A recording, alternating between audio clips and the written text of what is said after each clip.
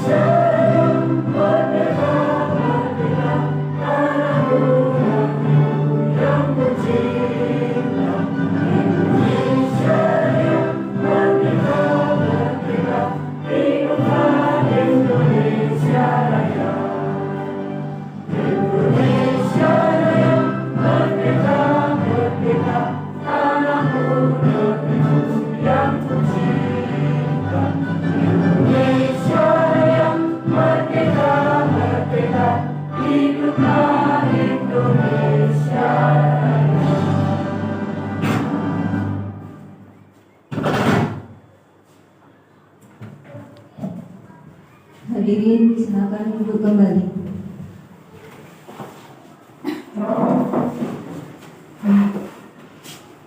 Agar acara kita hari ini bisa berjalan lancar, marilah kita buka bersama-sama dengan bacaan basmalah.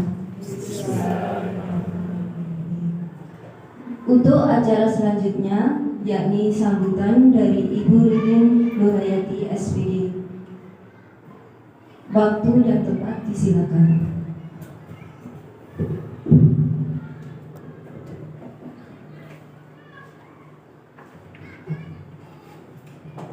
Bismillahirrahmanirrahim.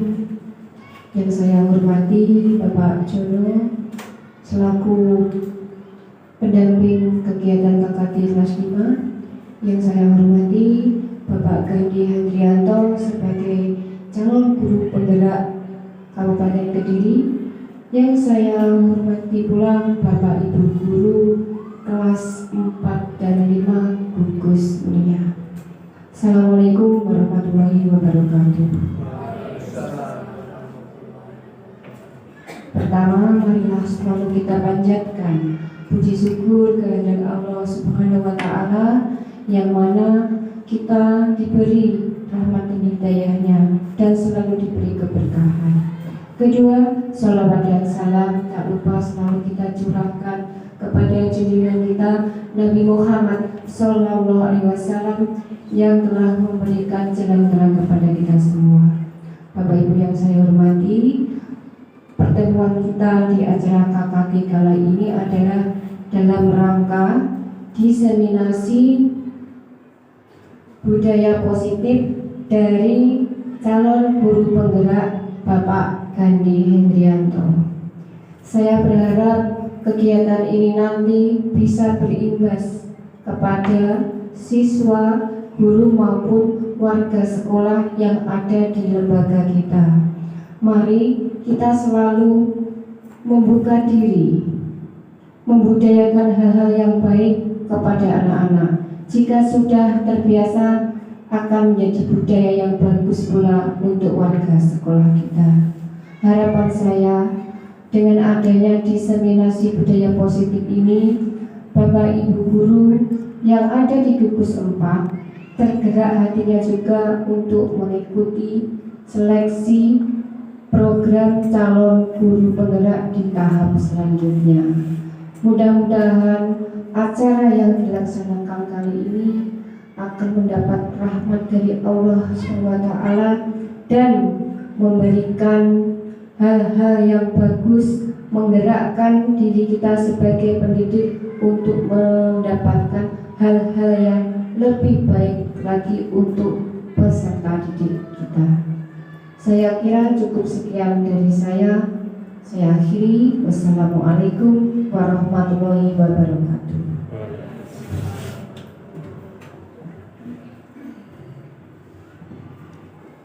Terima kasih Bu Lilin, semoga sambutan dari beliau bisa menambah semangat kita untuk menjadi guru yang lebih baik lagi.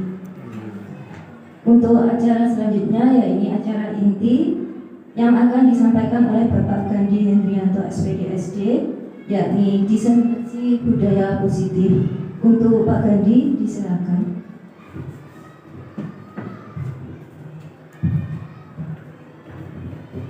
Nuwun sewu, izin berdiri. Assalamualaikum warahmatullahi wabarakatuh. Apa kabar Bapak Ibu guru hebat gugus 4 mulia? Alhamdulillah, luar biasa. Ya. Siapa kita? Guru hebat. Guru hebat? Indonesia maju. Ya, alhamdulillah. Iya. Bapak dan Ibu, dalam kesempatan ini izinkan saya untuk melakukan diseminasi budaya positif. Tapi sebelumnya saya mengucapkan banyak terima kasih kepada Ibu Kepala Sekolah SD Sumber Jangkring dan Bapak Jono, Kepala Sekolah dari SDN Tiruk Kidul 2 dan selaku pendamping KKG Gugus Mulia yang telah memberikan izin kepada saya untuk mengadakan diseminasi budaya positif dalam acara KKG pada kesempatan siang hari ini. Dan saya mengucapkan banyak terima kasih kepada ibu-ibu dan bapak-bapak yang hadir di sini. Kiranya sudi untuk mengikuti acara ini. Saya harap bisa mengikuti sampai akhir. Alhamdulillah. Bapak dan Ibu, di sini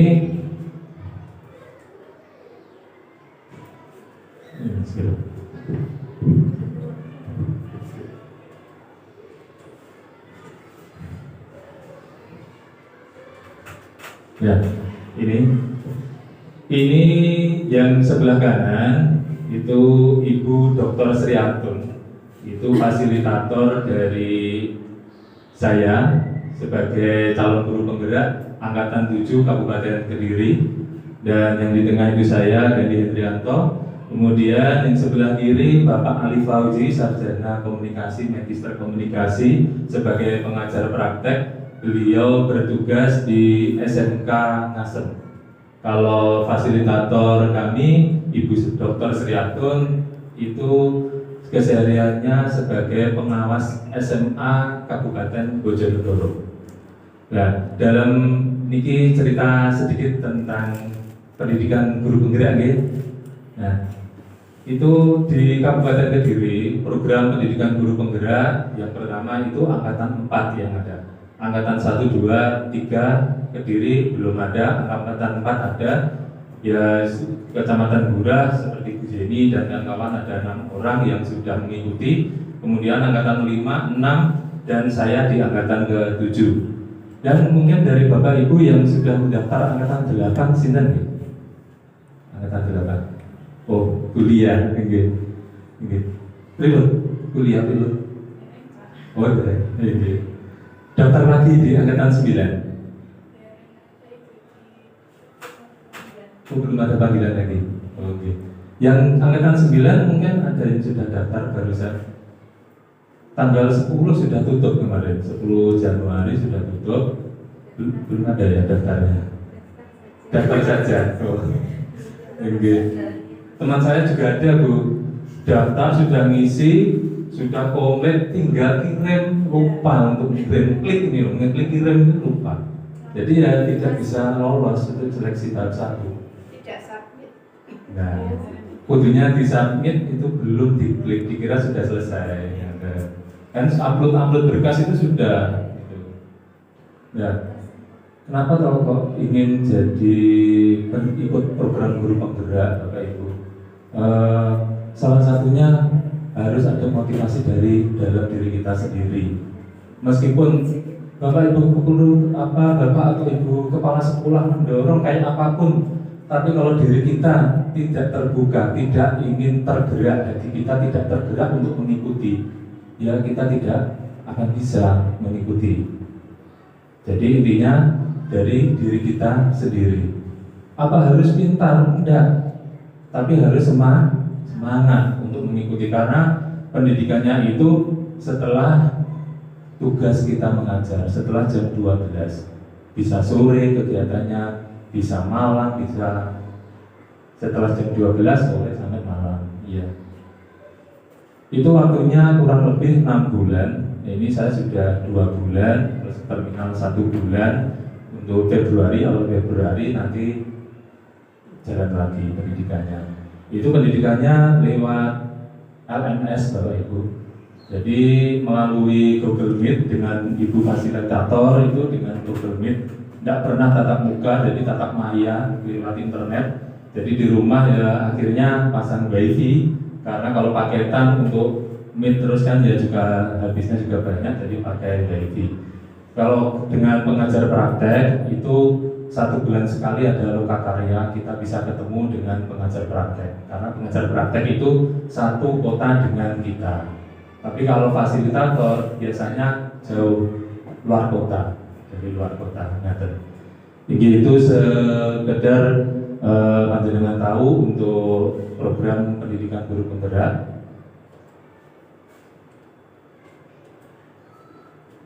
Nah, ini Bapak Ibu, setuju atau tidak?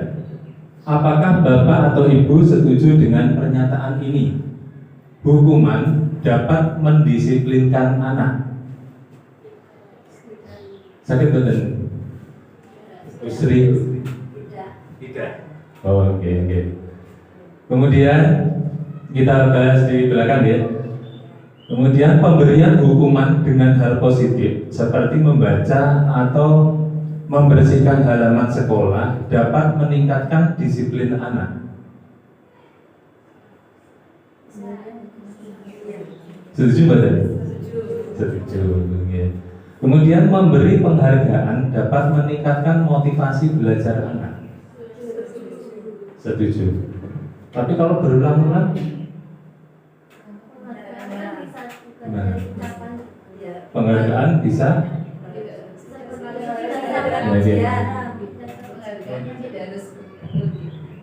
Terkait dengan penghargaan itu kita bisa berupa kalimat ucapan itu sebagai reward. Kemudian kalau terkait dengan hadiah itu memang kurang tepat kalau menurut saya, karena bisa jadi anak akan ketergantungan dengan hadiah yang kita berikan. Tapi kalau terkait dengan ucapan, sanjungan, nah itu bisa memotivasi anak. Terima kasih Bu Juli.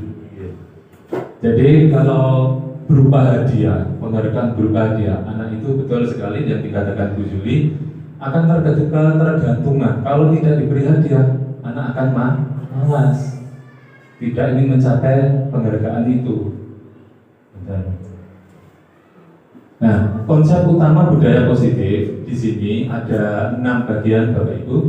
Disiplin positif yang pertama, kemudian teori motivasi, hukuman dan penghargaan, berikutnya keyakinan kelas, berikutnya kebutuhan dasar manusia, 5 posisi kontrol, kemudian terakhir segitiga restitusi. Segitiga restitusi panjenengan nanti kira betul? Segitiga restitusi. Dereng nggih. Sami, kula nggih mboten sempat nopo restitusi ngoten. Ya, nanti kita bahas. Nah, niki sinten Bapak Ibu? Ki Hajar Dewantara, Bapak Pendidikan Indonesia. Ajaran yang paling familiar apa nih? Dari ing ngarsa suntulodo, ing madya manungkarsa tuturi gayani. Ing ngarsa suntulodo maksudnya di depan memberi contoh. Berarti sebagai pemimpin harus bisa memberi contoh atau suri tauladan. Pemimpin itu apa? Kepala sekolah, jabatan? Bukan. Guru pun di kelas juga sebagai pemimpin bagi murid-muridnya. Yang kedua, ing ngarso, ing madya manung karso. Apa itu maksudnya? Di tengah memberi bimbingan, di tengah memberi bimbingan. Jadi di tengah-tengah dengan murid kita memberi bimbingan, dengan teman sejawat kita memberi bimbingan kepada teman, memberi masukan gitu. Terus yang terakhir tuturi handa yani. Apa maksudnya tuturi? Di belakang memberikan dorongan atau motivasi. Terus tujuan pendidikan menurut Ki Hajar Dewantara untuk menuntun segala kodrat yang dimiliki anak agar ia mampu mencapai keselamatan dan kebahagiaan setinggi-tingginya. Menuntun anak. Jadi kita pendidikan itu tuntunan, menuntun. Ini mungkin di materi PMM ada ya. Di topik 1 itu kan ada ya. Pendidikan menuntun, tuntunan dan pengajaran. Tuntunan itu kita sebagai guru harus menuntun jangan sampai anak itu salah arah. Kalau pengajaran itu materi pelajaran atau ilmu yang kita berikan tentang materi itu. Menuntun, kata menuntun itu ibarat guru sebagai sebagai petani. Murid diibaratkan sebagai tanaman atau tumbuhan. Sekolah itu tanahnya. Jadi tanah harus kita olah dulu yang pertama. Kita kasih air, kita olah, kita kasih pupuk biar subur. Nanti tumbuh tanaman-tanaman yang kita tanam biar bisa menjadi tanaman yang baik, yang unggul. Ada sekolah juga gitu. Nah ini kita ambil contoh perbandingannya dengan hidup tumbuh-tumbuhan seorang petani. Dalam hakikatnya sama kewajibannya dengan seorang pendidik yang menanam padi misalnya, hanya dapat menuntun tumbuhnya padi. Ia dapat memperbaiki kondisi tanah, memelihara tanaman padi, memberi pupuk dan air, membasmi ulat-ulat atau jamur yang mengganggu hidup tanaman padi dan lain sebagainya. Itu menurut Ki Hajar Dewantara lampiran L Dasar-Dasar Pendidikan Februari 1937 itu. Nah, untuk itu anak kalau kita didik, misalkan seperti tanaman anak itu ibaratkan tanaman padi gitu. Kita didik, tanaman padi kita rawat, setiap hari kita beri pupuk, hasilnya apa bisa menjadi jagung Bapak Ibu? Tidak. Maka dari itu menurut Ki Hajar Dewantara pendidikan adalah menuntun segala kodrat. Nah, kodrat anak itu ada dua, kodrat alam dan kodrat zaman. Kodrat alam itu dari lingkungan keluarganya, dari inteligensinya. Kalau kodrat zaman kita harus mendidik sesuai zamannya. Kalau zamannya sudah menggunakan IT, ya kita didik menggunakan IT. Jadi tidak bisa kita memaksa, sampean kudu iso misalkan tidak punya bakat menyanyi, dipaksa untuk bisa pandai menyanyi, apa bisa Bapak Ibu? Itu tidak bisa, karena tanaman padi kalau kodratnya itu tidak bisa, itu juga tidak bisa, tidak boleh dipaksakan. Kemampuan anak itu setiap anak berbeda, satu dengan yang lainnya. Mungkin yang satu suka dan pandai dalam menyanyi, yang satunya menyanyi tidak bisa, tapi dia punya kompetensi yang lain. Dia bisa menggambar, melukis, lukisannya bagus. Belum tentu yang nyanyi juga bisa untuk melukis. Jadi guru hanya tugasnya untuk membimbing anak sesuai dengan kompetensi yang dimilikinya. Tidak boleh dipaksakan. Ada ya?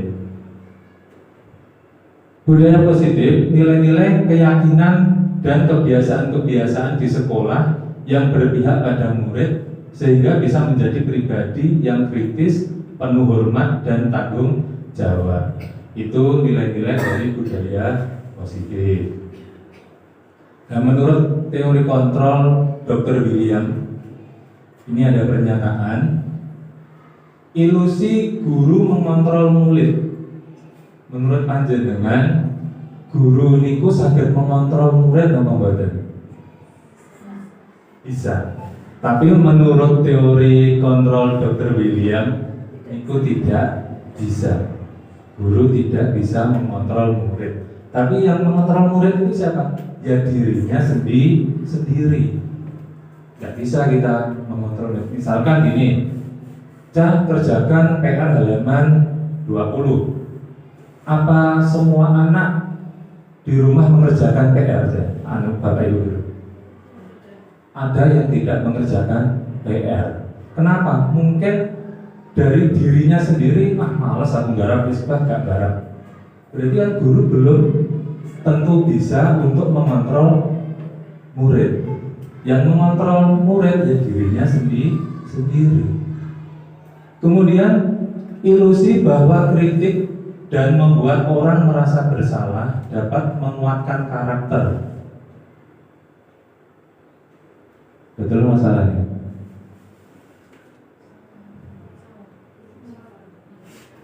Jadi kita memberikan kritikan atau membuat orang merasa bersalah. Misalkan ngeten nggih.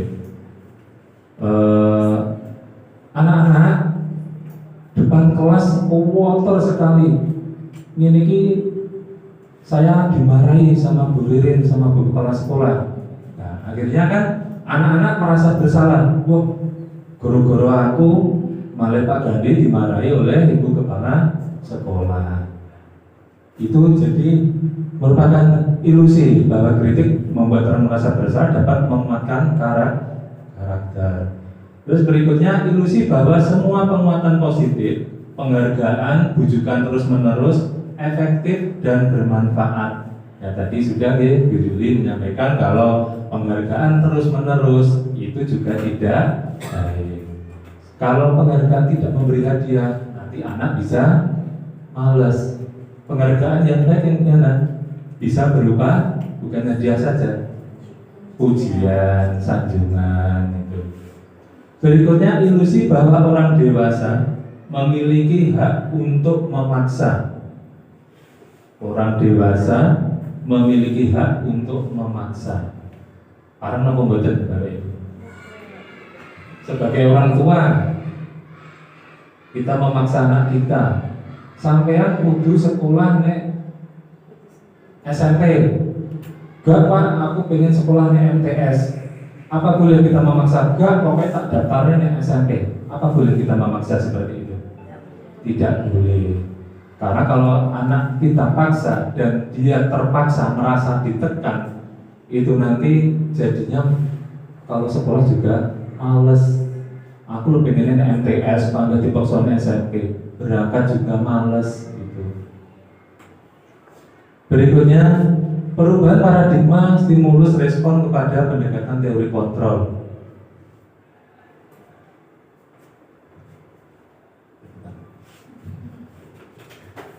Stimulus respon, kita mencoba mengubah orang agar berpandangan sama dengan kita. Sakit betul Bapak Ibu? Betul sakit. Misalkan Bu Yuli, wah aku senang gawe jilbab coklat. Apa nggak jilbab coklat? Aku sakit. Kan gitu dan sakit. Pandangan orang tidak sama. Bu Desta, aku senangannya gawe ungu, jilbab ungu. Dan Bu Mega, aku senangannya gawe jilbab merah. Jadi semua pandangan orang itu tidak sama. Terus kemudian teori kontrolnya, kita berusaha memahami pandangan orang lain tentang dunia. Kita harus memahami ya ngelgono lah, oh ya wis kan patrake pengennya kayak ngono, kayak ngono. Kemudian stimulus respon lagi, perilaku buruk dilihat sebagai suatu kesalahan. perilaku buruk dilihat sebagai suatu kesalahan. Kontrolnya, perilaku memiliki tujuan. Maksudnya gini, anak yang berbuat salah itu pasti ada tujuannya. Maksudnya itu. Kan kadang ada anak yang terlambat, kan jangan dimarahi tentang terlambat, sama telat tak hukum ngadeg nek halaman lapangan, gak usah rebu kelas 1 jam berdiri di sana. Itu betul parah. Harus kita ditanya kenapa kok terlambat. Jangan langsung kita hukum. Orang lain bisa mengontrol saya. Terus satu itu, betul nggih? Yang dapat mengontrol diri kita adalah diri kita sendiri. Hanya Anda yang bisa mengontrol diri Anda. Itu teori kontrolnya. Kemudian stimulusnya lagi, saya bisa mengontrol orang lain. Belum tentu gitu. Teori kontrolnya, Anda tidak bisa mengontrol orang lain. Kemudian pemaksaan ada pada saat bujukan gagal. Jadi kalau kita membujuk seseorang kemudian orangnya itu tidak mau, kita memaksa. Biasanya ngaten nggih, kowe tak gak kenen tak paksa kan ngaten. Itu stimulus responnya. Teori kontrolnya, kolaborasi dan konsensus menciptakan pilihan-pilihan baru. Jadi jangan ada pemaksaan. Kemudian model berpikir menang kalah. Teori kontrolnya model berpikir menang-menang. Jadi menang kalah itu tidak ada, Bapak Ibu. Sekarang kalau di rapot tidak ada kan juara 1, juara 2 peringkat sudah tidak ada ya di K13. Yang ada hanya semua baik. Jadi menang kalah itu tidak ada. Wah, aku juara 1 aku menang, tidak ada. Semua menang-menang. Meskipun nilainya paling jelek di kelas, itu pun dia juga menang. Jangan dianggap wah walek dhewe, bijimu walek dhewe, jangan dihidupkan. Dalam menciptakan lingkungan positif, salah satu strategi yang perlu kita tinjau kembali adalah penerapan disiplin di sekolah kita. Kebanyakan guru sangat tertarik dengan topik pembahasan tentang disiplin. Mereka berpendapat bahwa kalau saja anak-anak bisa disiplin, pasti mereka akan bisa belajar dengan baik. Para guru juga berpendapat bahwa mendisiplinkan anak-anak adalah bagian yang paling menantang dari pekerjaan mereka. Kalau ingin nyontoh, itu di sekolah panjenengan untuk kedisiplinan niku sudah mencapai berapa persen? Monggo sinten? Kita berapa persen? Oh, di sekolah saya semua sudah disiplin. Semua warga sekolah, anak-anak, guru sudah disiplin semua. Itu 100%. Tidak ada yang melanggar. Pelanggaran sekolah tidak ada. Semua baik. Wonten mboten Bapak Ibu? Yang 100% kalau ingin nyuwun result. Belum nggih. Belum. Kira-kira berapa persen? Betul apa disebutkan aja? Antara 70% mungkin. Bu Juli katanya 70% sudah disiplin kedisiplinannya. Berarti yang belum disiplin 30%. Dan itu menjadi PR panjenengan. Nah, gitu ya. Untuk PR apa 30% yang kurang harus kita perbaiki. Apa itu disiplin, Bapak Ibu? Disiplin berasal dari bahasa Latin disiplina, yang artinya belajar. Aslinya belajar disiplin itu. Disiplin diri membuat orang menggali potensinya menuju sebuah tujuan apa yang dia hargai. Dengan kata lain, seseorang yang memiliki disiplin diri berarti mereka bisa bertanggung jawab terhadap apa yang dilakukannya, karena mereka mendasarkan tindakan mereka pada nilai-nilai kebajikan universal. Jadi kalau kita mempunyai nilai-nilai kebajikan dan kita patuhi nilai-nilai itu, kita jalankan, insya Allah kita akan jadi diri yang disiplin. Namun dalam budaya kita, makna kata disiplin telah berubah menjadi sesuatu yang dilakukan seseorang pada orang lain untuk mendapatkan kepatuhan.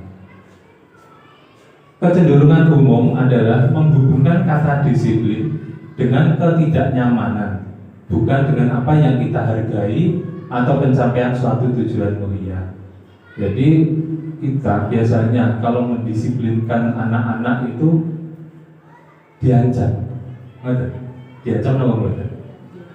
Sampean kalau tidak pakai baju lengkap, seragam lengkap, tidak pakai dasi, topi, ikat pinggang, waktu hari Senin, waktu upacara, berdiri sendiri di bagian membentuk barisan sendiri, disisihkan.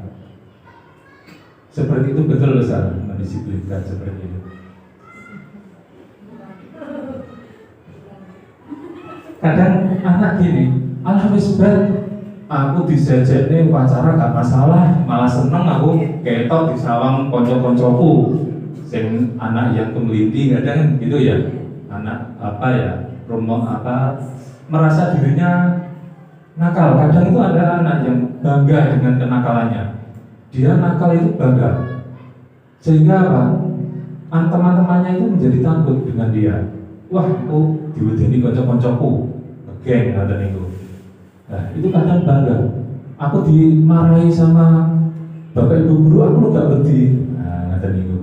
Nah, itu bukan. Jadi seperti itu bukan cara mendisiplinkan yang baik. Dengan hukuman itu tidak baik. Nah, berikutnya ada peraturan sekolah, kesepakatan kelas, dan keyakinan kelas. Peraturan sekolah. Napa baru peraturan sekolah? Napa? Napa Bu Lia?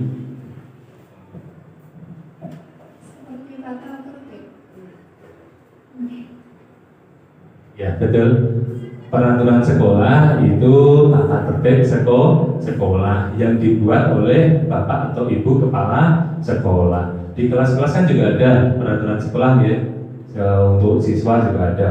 Itu peraturan sekolah dan harus kalau sebisa mungkin ditaati oleh semua warga sekolah, baik murid dan guru. Itu peraturan sekolah. Kemudian kesepakatan kelas. Kesepakatan kelas, sudah ada yang pernah membuat kesepakatan kelas Bapak Ibu? Hasil musyawarah, monggo Bu Lia. Itu kelas ya Pak? Kesepakatan kelas. Mungkin musyawarah dari guru dan anak-anak seperti itu. Mungkin ada kegiatan apa, lalu guru dan murid bermusyawarah menemukan satu titik dan itu disepakati bersama. Kira-kira ngapain? Oke, terima kasih. Mungkin ada yang lain? Bagaimana? Sami? Oke, kesepakatan kelas itu biasanya dibuat oleh guru bersama murid, dimusyawarahkan. Hasilnya disepakati bersama. Contohnya apa kesepakatan kelas itu? Satu kalimat saja. Misalkan bisa dilarang membuat sampah di dalam kelas, misalkan. Itu kesepakatan kelas. Terus apa lagi? Membayar iuran kas kelas tepat waktu. Itu kesepakatan. Apa malih? Ya, angkat tangan kalau ingin bertanya saat proses pembelajaran. Itu adalah contoh-contoh dari kesepakatan kelas. Yang berikutnya ada keyakinan kelas. Apa keyakinan kelas? Apa Bu? Nilai-nilai yang terkandung dari kesepakatan ke kelas. Jadi misalkan dilarang membersihkan, dilarang membuang sampah di dalam kelas. Nilai yang terkandung apa Bapak Ibu? menjaga kebersihan. Lajeng malih membayar iuran kas kelas tepat waktu. Keyakinannya apa? Kedisiplinan. Jadi keyakinan kelas itu nilai-nilai yang terkandung dari kesepakatan kelas. Nah, jadi panjenengan saged damel kesepakatan kelas dulu bersama murid, kemudian baru kita ambil nilai-nilai membuat keyakinan kelas. Nah, keyakinan kelas. Mengapa tidak peraturan saja? Mengapa harus keyakinan kelas? Apa boleh?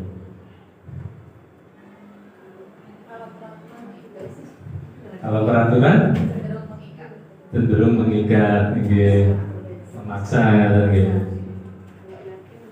Kalau keyakinan dari dalam diri. Mengapa kita memiliki peraturan harus menggunakan helm bila mengendarai kendaraan roda 2? Mengapa kita memiliki peraturan harus menggunakan helm bila mengendarai kendaraan roda 2? Keyakinannya apa nih Bapak Ibu?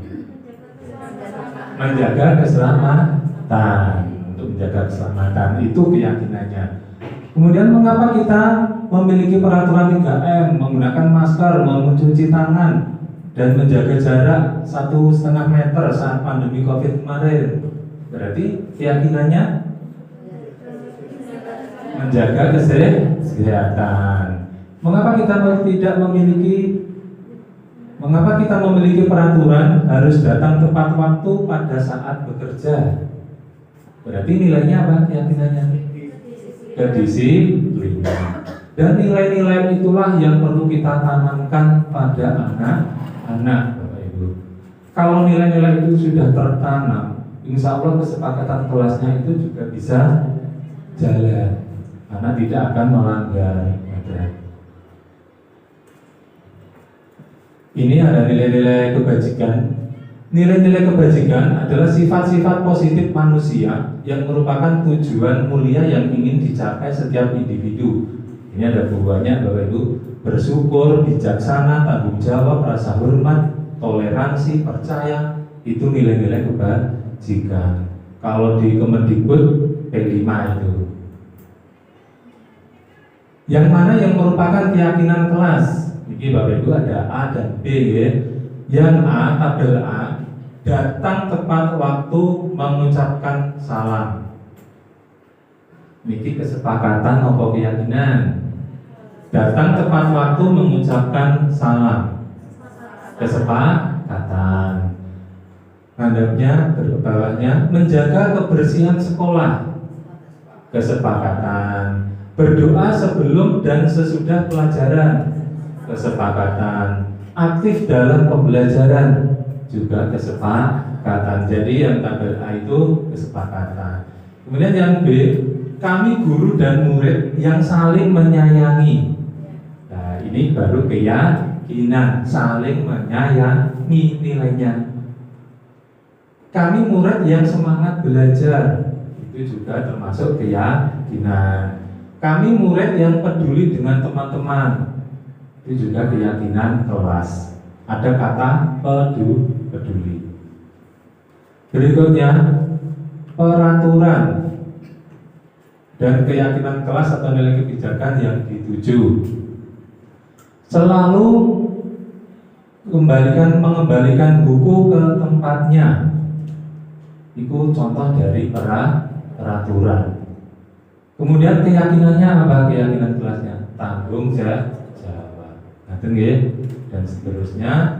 Nah, ini kita masuk ke teori motivasi perilaku manusia.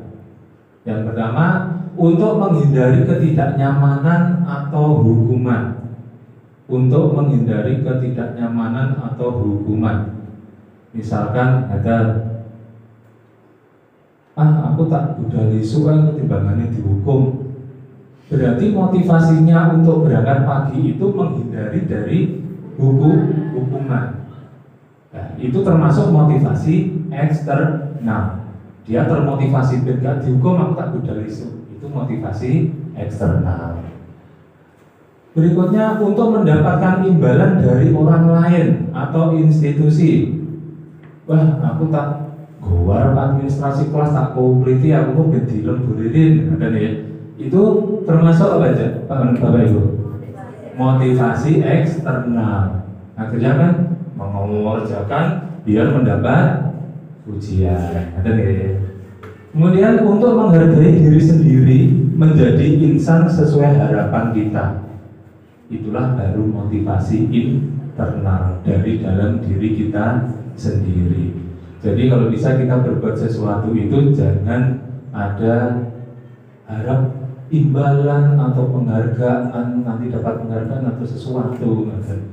Jadi belajar ikhlas karena tanggung jawab kita, karena dari dalam diri kita sendiri.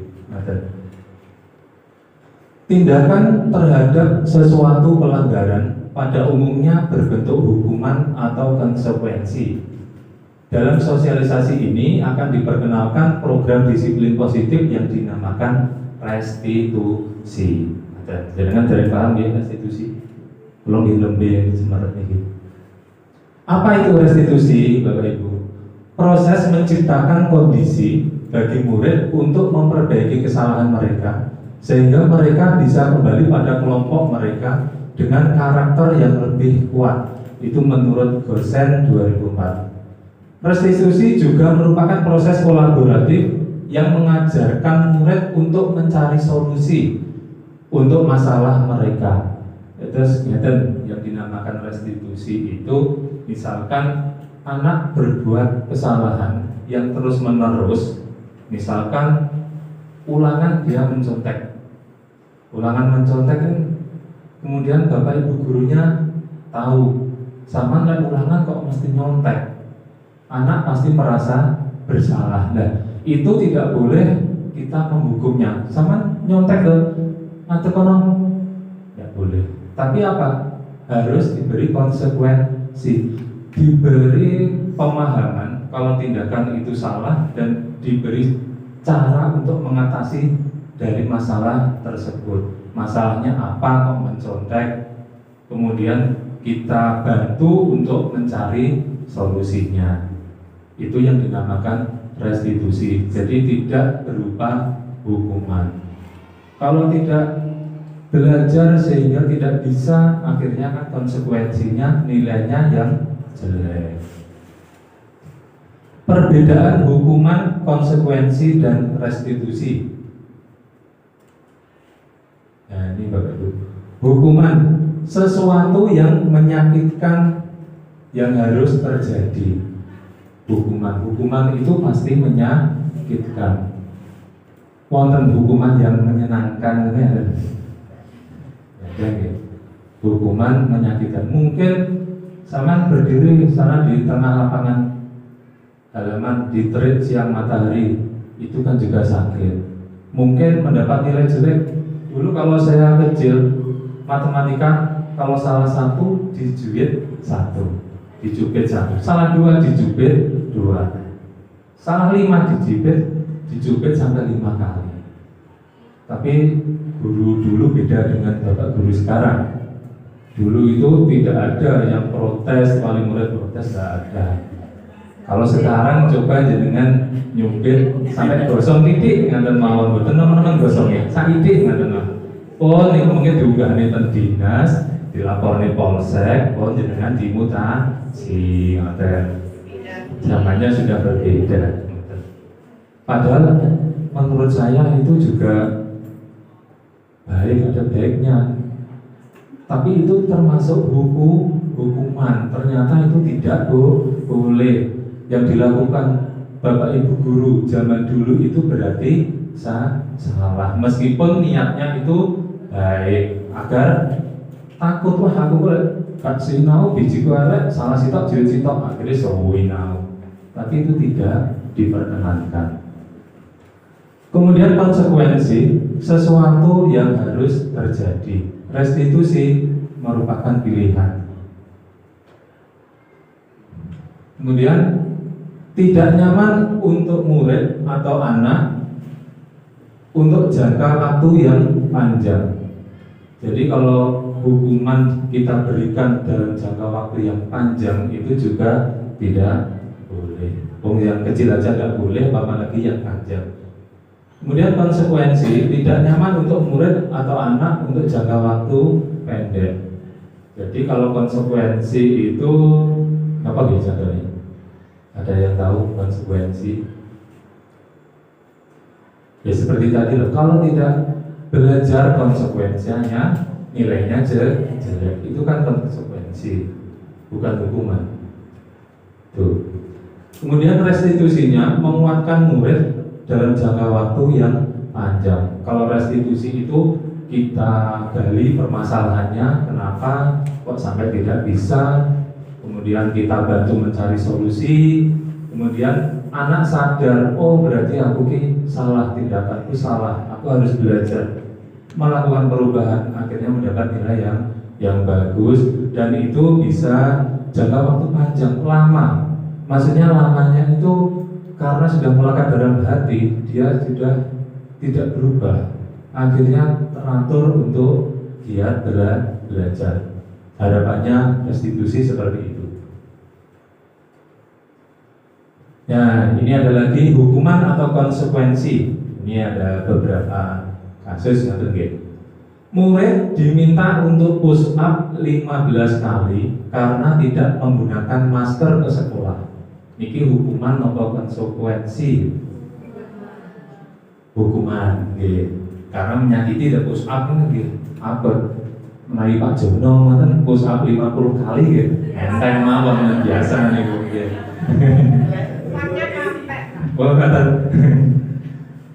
Kemudian lari mengelilingi lapangan basket 2 kali karena terlambat hadir di sekolah. Itu hukuman atau konsekuensi? Hukuman. Kemudian mencatat 100 kali di dalam buku kalimat, saya tidak akan terlambat lagi. Hukuman atau konsekuensi? Kesel. Kalau itu menyakitkan berarti itu hukuman. Karena nulis 100 kali itu juga capek. Menggantikan kertas tugas teman yang telah dicoret-coret. Konsekuensi. Kan bukunya teman dicoret-coret, kan dijoli. Nah, itu bukan hukuman tapi konsekuensi. Membersihkan tumpahan air di meja tulis karena tersenggol pada saat belajar. Konsekuensi. Murid disuruh untuk bertelanjang kaki seharian di sekolah karena tidak mengenakan sepatu hitam. Hukuman. Disuruh lepas karena tidak pakai sepatu hitam, itu hukuman. Nah, ini 5 kebutuhan dasar manusia. Yang pertama, kebutuhan untuk bertahan hidup. Manusia itu mempunyai kebutuhan untuk bertahan hidup. Apa yang diperlukan? Makan, pasti yang dibutuhkan. Tempat tinggal dan pakaian, itu yang utama. Kemudian yang dibutuhkan lagi kesenangan, kebutuhan untuk merasa senang. Sinten wonten ingkang aku gak butuh seneng, aku seneng susah, tidak ada. Itu kebutuhan dasar manusia, butuh seneng. Kemudian penguasaan, kebutuhan pengakuan atas kemampuan. Wah, bijiku apik, aku pengen dilem. Wah, gambar aku apik, aku butuh dilem. Saumpami ya, gambarannya muridin jenengan itu sangat bagus sekali. Saumpama tidak jenengan uji, itu anaknya kecewa apa tidak? Kecewa. Jenengan biji biasa, itu kecewa anak-anak. Jadi juga perlu ujian. Pengakuan atas kemampuannya. Jadi kita harus mengakui anak yang memiliki kemampuan. Kemudian kebebasan, kebutuhan akan pilihan. Kebutuhan untuk bebas itu kebutuhan kemandirian, otonomi, memiliki pilihan dan mampu mengendalikan arah hidup seseorang. Yang terakhir, kasih sayang kebutuhan untuk diterima. Jadi anak-anak juga ingin bapak ibu guru itu garatnya dong pintere, dilo serambutnya, disayang lah anak-anak itu seperti anak kita sendiri. Nah ini ibu guru bilang, aku tidak boleh bersenandung sewaktu mengerjakan tugas. Katanya kelas harus tenang, tidak ada suara. Padahal kan aku suka dan senang menyanyi. Nah ini kebutuhan apa? Ini kebutuhannya? Iya. Kebutuhan merasa senang. Jadi contohnya seperti itu. Wong aku seneng nyanyi kok gak oleh. Berikutnya, ibu guru tidak menyapaku hari ini. Jadi biasanya nyopot dijiarin, dicuekin. Padahal aku pakai jepit rambut yang baru. Jadi pakai jepit yang baru, guru nero mau menengai. Itu anak itu berharap ingin diuji, diperhatikan. Berarti itu kebutuhan apa? Termasuk kebutuhan. Ini kebutuhan apa? Pengakuan atas kemampuan, perlu ingin diakui. Wati wayune nduk jepit kuwi. Itu anak merasa senang. Kemudian aku bosen, masa belajarnya cuma gitu-gitu aja, dengerin ibu guru aja. Jadi dados napa pembelajarannya itu hanya mendengarkan bapak atau ibu gurunya berceramah, tidak mengajak murid-muridnya untuk aktif. Nah itu anak bosen. Nah kebutuhan apa yang dibutuhkan dari anak itu? Dari ini. Kenapa? Kebebasan. Mau males, sumpah, bosen aku nih juru kelas ya. Mereka merungok nih, mendengarkan saja, kalau duduk diam, rame tidak boleh, ngajak bicara temannya nggak boleh, cuma mendengarkan saja itu anak juga bosan. Mungkin jangan dibosan, jangan-jangan. Betul gitu. Berikutnya, aku sebel, gambarku tidak rapi, malah ibu guru nunjukin ke teman-temanku di depan kelas. Nah, ini hari ini anaknya sebel, katanya bu guru gambarnya tidak rapi, kemudian ditunjukkan ke teman-temannya sekelas. Nah, ini termasuk kebutuhan apa Pak? Sebel. Yang dibutuhkan adalah apa?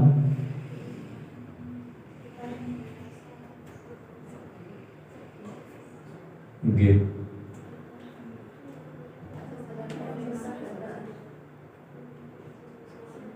Kasih sayang, benci sama gurunya akhirnya. Ya, berikutnya, nah, ini 5 posisi kontrol Bapak Ibu. 5 posisi kontrol kita sebagai pendidik. Yang pertama yang pertama itu penghukum. Ada penghukum, ada pembuat rasa bersalah, kemudian teman, kemudian guru sebagai pemantau, dan guru sebagai manajer. Dari kelima ini, menurut panjenengan di posisi yang mana Bapak Ibu? Penghukum gini, kita dengan gini memberi hukuman dan murid-muridnya, dan Bu Sri menegur. Kalau menegur masih tidak apa-apa, pokoknya tidak menyakitkan. Pak, tapi saya Pak sakit hati kalau menegur, kalau ditegur saya sakit hati. Jadi penghukum, pembuat merasa bersalah. Ya sinan sing kene Pak, guruku mesti aku nggak salah aku. Disalahnya yang ada. Jadi kalau sih, kok aku diseneni orang kepala sekolah, itu cuma noleng. Berarti kan malah menyalahkan anak-anak. Kemudian sebagai teman, nah sinten sing muridnya dianggap sebagai teman. Mungkin bisa berbagi cerita. Sebagai teman itu biasa Bapak Ibu, omong-omongan ya biasa. Tapi baiknya apa Bapak Ibu kalau sebagai teman? Anak itu kalau ingin bertanya, dia itu tidak canggung dan tidak takut. Hal kecil yang tidak bisa, misalkan pelajaran matematika, langsung dia tanyakan, karena dia tidak ada rasa, ada jembatan di antara guru dan murid yang membatasinya, sehingga dia tidak tanggung-tanggung. Kalau ada kesulitan, kalau ada permasalahan, dia langsung bilang ke gurunya. Tapi juga ada negatifnya. Negatifnya apa? Kalau sebagai teman, guru sebagai teman bagi muridnya. Ini saya lupa. Sebetulnya kalau untuk ke anak itu kita harus gimana ya, misalnya itu kalau saya 50-50 ya, bisa sebagai teman sekaligus juga harus sebagai pendidik atau ibu. Kalau lebih dominan sebagai teman, anak itu biasanya akan menganggap diri temannya sendiri, adabnya agak kurang. Tapi kalau kita menempatkan sebagai pendidik maupun sebagai istilahnya itu memberi kesempatan pada anak untuk istilahnya itu begini Pak, saya harus dekat dengan guru saya, biar kalau ada permasalahan saya bisa menyampaikan. Itu bisa kita budayakan. Anak itu bisa berani untuk mengungkapkan permasalahan tanpa mengurangi rasa istilahnya itu rasa hormat ke guru, karena bagaimanapun kalau hanya menganggap sebagai teman itu pengetahuan saya seolah-olah itu pripun nggih koyo kancane dhewe itu kan kok kurang pas. Karena apa? Di balik itu kan pendidik juga harus memberikan contoh serta nilai-nilai yang sebagai anak itu harusnya demikian. Adab seorang siswa kepada guru, demikian juga adab anak kepada teman, juga harus ada saling istilahnya itu saling menghormati, saling membutuhkan, tidak sekedar oh aku ke koncoku biasa, itu tidak. Jadi harus imbang lah Bapak Ibu. Dan tugasnya kita sebagai pendidik untuk selalu menyisipkan hal tersebut Pak Gani. Itu menurut saya. Terima kasih Bu Ririn. Betul sekali apa yang disampaikan Bu Ririn. Jadi ada kalanya kita menjadi teman dan ada kalanya kita menjadi ada batasan. Jangan selalu teman terus akhir-akhirnya anak itu kurang rasa hormatnya itu kurang terhadap guru. Tapi baiknya yaitu kalau ada permasalahan dia berani untuk menyampaikan. Jadi ada kalanya jadi teman, ada kalanya jadi seorang guru, ada batasannya. Kemudian guru sebagai pemantau itu kita amati, kita pantau anak-anak kita itu kita pantau. Tapi ya jangan kita pantau saja, ya kita amati wis ben kayak ngolot ya mati toh, itu juga tidak boleh. Kemudian manajer, nah yang dalam proses restitusi nanti diposisikan guru itu sebagai manajer. Jadi kalau jadi manajer itu kita kalau ada murid yang melakukan kesalahan, kenapa kamu kok berbuat seperti itu? Sebelumnya tidak boleh kita menyalahkan anak, sama ini salah, sama ini goblok, tidak boleh. Harus kita kembalikan ke situasi normal dulu, ke situasi yang merasa mereka itu tidak bersalah dulu. Kemudian kalau sudah hatinya itu sudah merasa tidak bersalah, kita validasi kesalahannya. Kesalahannya apa? Dia sadar, kita cari solusinya bersama anak tersebut, dan anak tersebut bisa melakukan perubahan dengan hati nuraninya. bukan karena hukuman, bukan karena paksaan, bukan karena peraturan. Jadi dari dalam dirinya sendiri.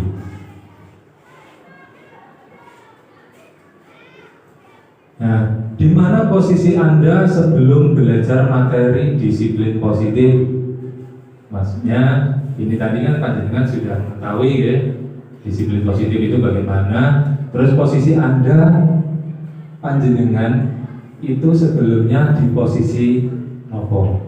Apakah sebagai penghukum, apakah sebagai pemantau, apa manajer, apa sebagai teman? Kebanyakan sebagai apa Bapak Ibu?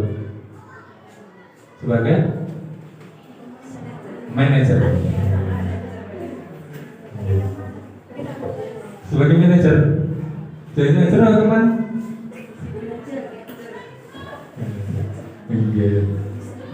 Kebanyakan itu sekarang itu sebagai teman.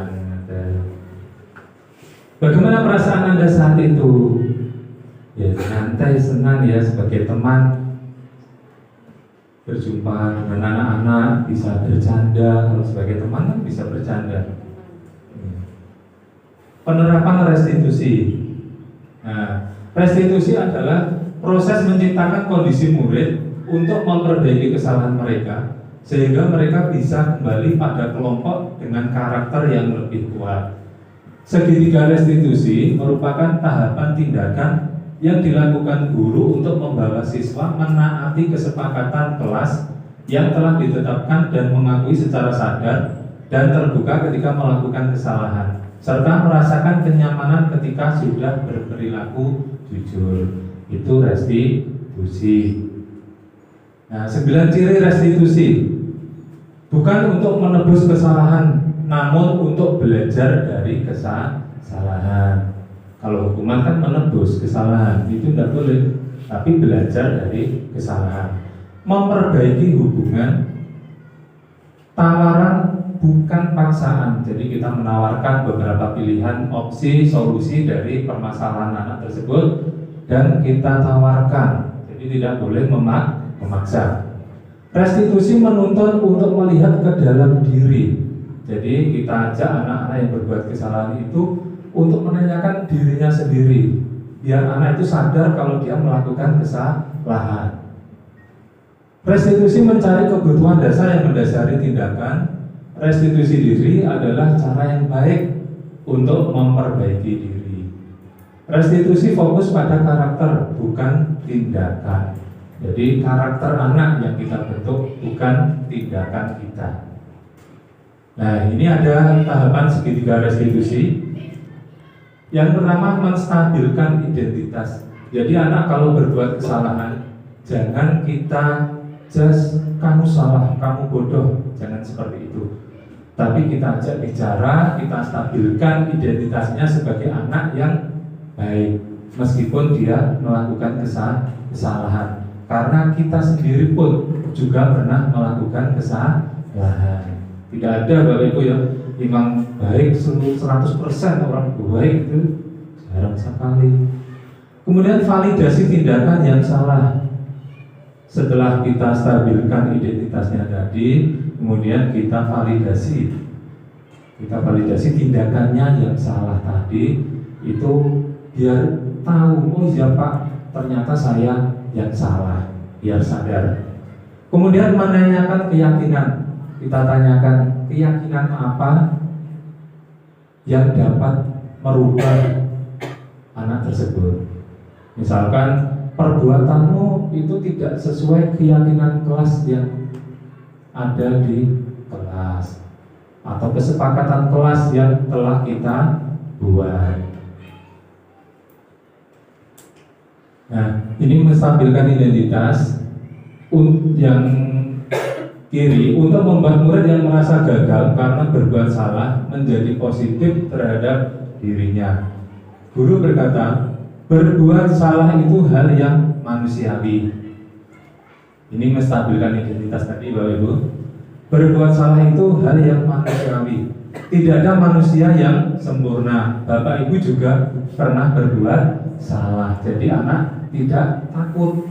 Jangan merasa gagal dalam melakukan kesalahan. Bapak Ibu tidak tertarik untuk mencari tahu siapa yang benar, siapa yang salah. Bapak Ibu lebih tertarik untuk menyelesaikan masalah. Jadi sebagai guru jangan, "Weh benar sih benar siapa lagi mau?" Bocah tukaran. Anak bertengkar itu. "Sing benar piye? Ceritanya piye? Loh kok salah berarti?" Itu tidak boleh. Tapi kita harus bisa menyelesaikan masalah. Tidak perlu siapa sing benar, siapa sing salah. Kalau kamu menyalahkan dirimu sendiri terus-menerus, apakah kamu bersikap baik pada dirimu sendiri? Ini tindakan validasi tindakan yang salah. Ini contoh dari perkataan guru. Kamu bisa saja kan melakukan hal yang lebih buruk, tapi kamu tidak melakukannya kan? Kamu pasti punya alasan mengapa melakukannya. Kita tanya alasannya kenapa berbuat kesalahan. Apa yang penting bagi kamu? Kamu boleh tetap berusaha menjaga sikap itu, tapi tambahkan sikap yang lain, yang baru. Kemudian menanyakan keyakinan. Contohnya, apa nilai yang kita percaya di kelas sekolah kita? Kita tanyakan keyakinan kelas yang ada di sekolah kita. Nilai-nilai kebajikan atau keyakinan apa yang telah kita sepakati? Kesepakatan kelas. Berarti penting buat Bapak Ibu kesepakatan kelas itu penting. Jadi kalau anak berbuat salah, tinggal kita ada enggak? Kamu berarti melanggar kesepakatan kelas atau tidak? Seperti itu. Nah, simpulan, menerapkan segitiga restitusi pada masalah yang dihadapi dengan menempatkan diri sebagai posisi kontrol manajer. Jadi dalam kesempatan ini monggo kita berubah yang mungkin dulunya pernah melakukan memposisikan diri sebagai penghukum atau sebagai teman atau sebagai pemantau, kita rubah menjadi posisi diri kita sebagai manajer di kelas. Ada nih. Dengan aspek yang dikembangkan pada murid adalah motivasi intrinsik, sehingga penanaman nilai-nilai kebajikan dapat tumbuh dan berkembang menjadi suatu kebiasaan positif dan membentuk karakter positif murid, sehingga akhirnya tercipta budaya positif. Nah, jadi budaya positif itu nilai-nilai kebajikan yang tertanam pada anak didik kita. Itu. Sebelum acara saya lanjutkan, ini sudah habis waktu Bapak Ibu. Kita ice breaking sebentar ya, kelihatannya kok capek ya. Sekarang silakan menghadap ke selatan. Menghadap ke selatan. Tuh, ya, bisa. Ya. Sekarang berdiri. Nah, nanti kalau saya bilang hujan rintik-rintik, gini ya tangannya ya. Panjenengan ke pundak depannya ini. Hujan rintik-rintik itu 1 jari. Nanti hujan lebat 5 jari, 10 jari ini ke pundak temannya. Gini aja dulu. Kemudian hujan badai dipijat sambil digoyang-goyangkan temannya, dipijati. Nanti hujan petir, tangannya gini. Hujan petir. Nanti semakin lama, kalau saya semakin cepat, berarti panjenengan diikuti semakin cepat. Gitu nggih? Monggo. Hujan rintik-rintik. Rintik-rintik satu aja. Rintik-rintik. Rintik-rintik. Hujan deras. 5 jari semua. Ada petir. Ayo petir. Petirnya menyambar-nyambar. Ayo terus petirnya. Hujan badai. digoyang-goyangkan ya. Ya agak lama Bu, terus Bu, ya, terus. Nah, biar lemas itu pundaknya ya. Terus masih hujan badai, rintik-rintik, badai lagi, petir. Ya, terima kasih. Lanjut menghadap ke utara. Nanti Mary yang satunya, kok aku lagi pijetin nanti. Gantian ya. Hujan rintik-rintik, hujan deras 5-10 jadinya. Hujan badai dipijetin, digoyangkan ya badai. Bukan buatan tenangan dengan matur nggih. Jadi hujan petir lagi menyambar lebih cepat, badai lagi. Ya, sudah cukup. Terima kasih.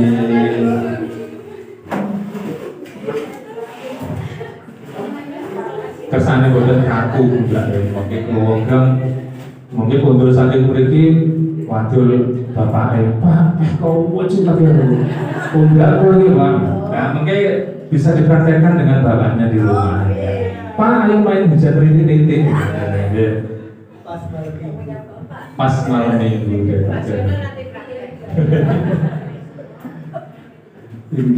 Nah, ini Bapak Ibu, jadi yang tadi budaya positif itu yang terkecil itu ada kesepakatan kelas. Kesepakatan kelas kita ambil nilainya menjadi keyakinan kelas. Keyakinan kelas nanti kalau dari setiap kelas sudah menerapkan keyakinan kelas, terbentuklah lingkungan kelas, lingkungan positif. Jadi awalnya kesepakatan kelas, kita buat kesepakatan dulu dan guru bersama murid, kita tulis di kertas manila itu, kita tempel di tembok kelas.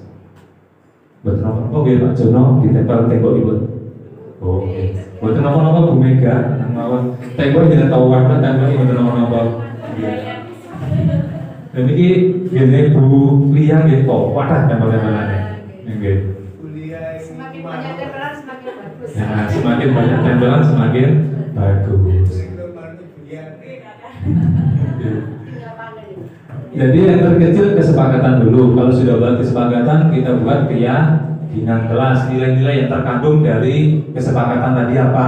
Kemudian kalau dari kelas 1 sampai 6 sudah terbentuk, sudah mempunyai kesepakatan dan keyakinan kelas, terbentuklah lingkungan positif. Kalau lingkungan positif sudah tercipta, nanti baru budaya positif akan terbentuk dengan sendirinya.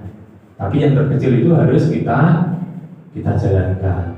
Dan semua warga sekolah juga harus bisa mentaati menjalankan semua itu. Demi kebaikan, demi kelancaran, demi pendidikan di Indonesia.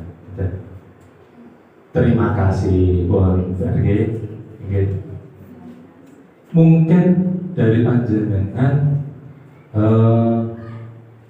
saya ingin panjenengan menuliskan satu atau dua kata atau beberapa kata, berarti kalimat ya, atau beberapa kalimat mungkin paragraf, bisa kata-kata, paling tidak satu kalimat tentang apa yang sudah kita pelajari pada siang hari ini. Monggo dengan serat niku pun pikantuk buku nggih. Nggih niku damel nyerat Bapak Ibu. Nggih dengan serat satu kalimat beberapa kata saja. Apa yang panjenengan peroleh dari belajar bersama kita? Sama-sama belajar Bapak Ibu, saya juga belajar.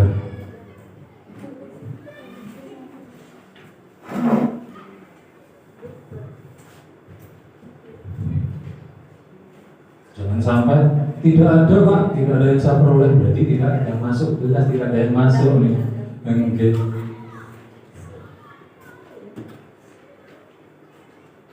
Oke, masalah posisi kontrol, masalah kesepakatan kelas atau keyakinan kelas, sehingga lingkungan positif akhirnya ke budaya positif.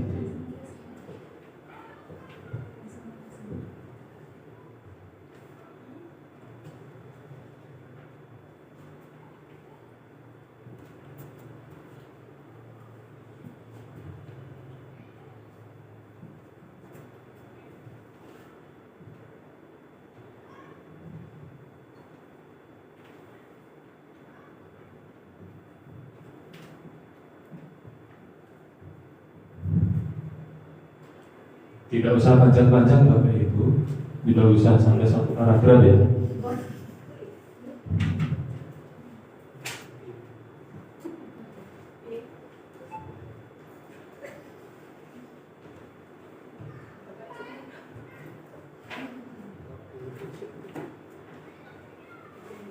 Sambut Bu Mega, sambut, monggo ke depan dibaca. Ke depan mohon.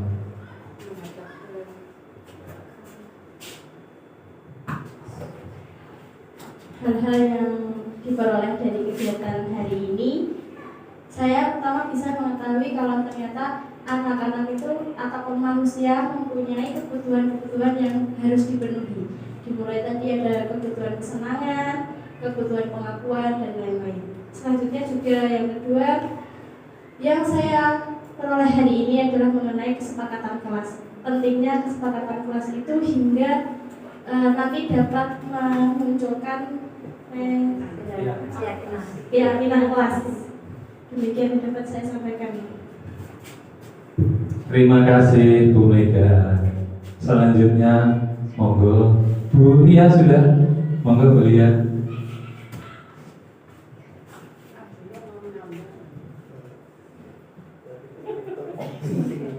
Sebelumnya terima kasih atas kesempatannya Pak Kendi. Dari saya, budaya positif menurut saya berasal dari kebiasaan positif tiap individu yang dilaksanakan secara terus-menerus sehingga bisa membentuk lingkungan yang positif dan berimbas ke lingkungan yang lebih luas seperti itu. Terima kasih. Terima kasih Bu Lia. Bu Reni, coba Bu Reni.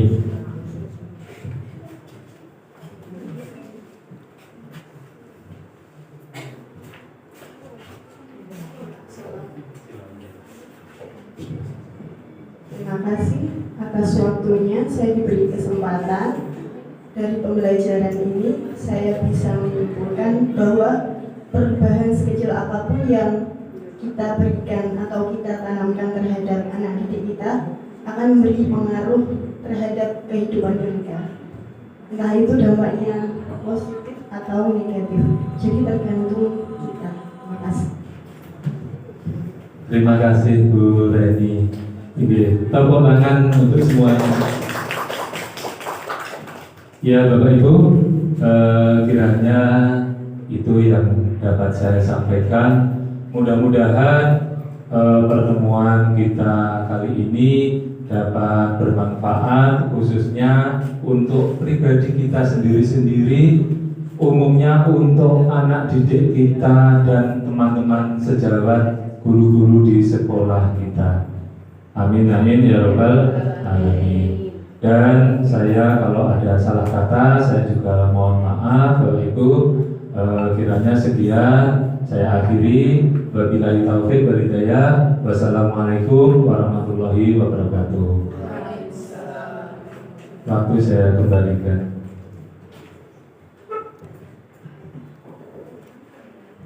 Bapak Ibu sekalian, sampailah kita di kegiatan penutup. Marilah kita tutup kegiatan hari ini dengan membaca hamdalah bersama-sama. Sebelum acara saya tutup, mohon maaf apabila ada sikap dan tutur kata yang kurang berkenan.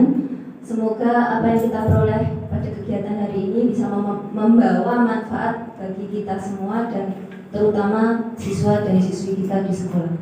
Wabillahi taufiq wal hidayah. Wassalamualaikum warahmatullahi wabarakatuh.